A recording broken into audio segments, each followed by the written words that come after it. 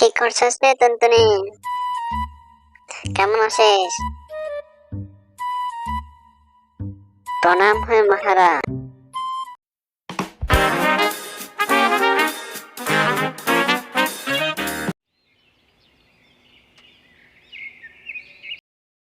কি করছিস রে টুনটুনি? কেমন আছিস? প্রণাম হয় মহারাজ। শিয়াল তো টুনির মুখে মহারাজ নামটি শুনে খুশিতে চলে গেল।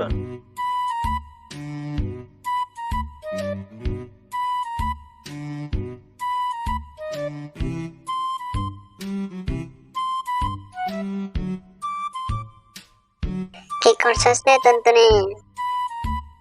কেমন আছিস? প্রণাম হয় মহারাজ।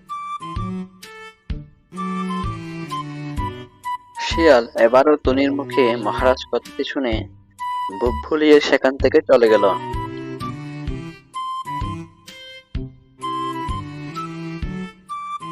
দেখি তো আমার সোনামণিরা, আজ তোরা উঠতে পারিস কিনা?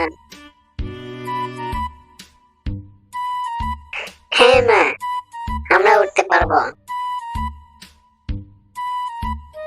তাহলে ওই আম গাছের উপর উঠে যাও দেখি।